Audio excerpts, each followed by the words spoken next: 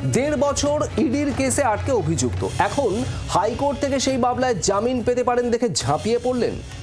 এতদিন কি করছিল সিবিআই? কালীঘাটের কাকুর আগাম জামিন মামলায় কলকাতা হাইকোর্টের সমালোচনার মুখে সিবিআই।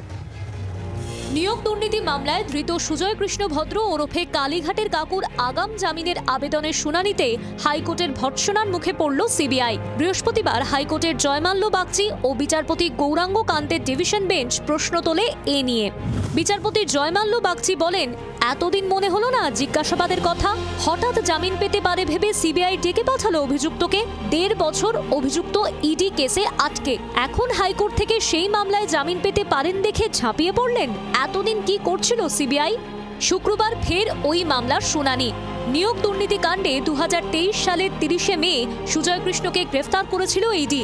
এখন তিনি জেলে, তাকে হেফাজতে চায় সিবিআই, তাই আগাম জামিনের আবেদন করেন তিনি। এদিনও বুকে ব্যথার কারণ দেখিয়ে বিশেষ সিবিআই আদালতে গড়হাজির ছিলেন সুজয় কৃষ্ণ, যার ফলে তার শোন অ্যারেস্টের শুনানি হয়নি। প্রোডাকশন ওয়ারেন্ট ইস্যু করার পরেও পরপর 2 দিন তাকে পেশ করা যায়নি আদালতে। শুক্রবার তাকে সশরীরে আদালতে পেশ করার নির্দেশ দেওয়া হয়েছে। সুজয়কে হেফাজতে পেলে কালীঘাটের কাকুরও কণ্ঠস্বরের নমুনা ফের সংগ্রহ ও পরীক্ষা করাতে চায় সিবিআই। পাশাপাশি ধৃত সন্তু গঙ্গোপাধ্যায় ও শান্তনু বন্দ্যোপাধ্যায়ের কণ্ঠস্বরের নমুনা পরীক্ষার জন্য আবেদন করেছে কেন্দ্রীয় তদন্তকারী সংস্থা।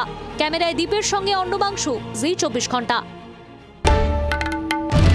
বাংলার আওয়াজ, বাঙালির আবেগ, জি 24 ঘন্টা।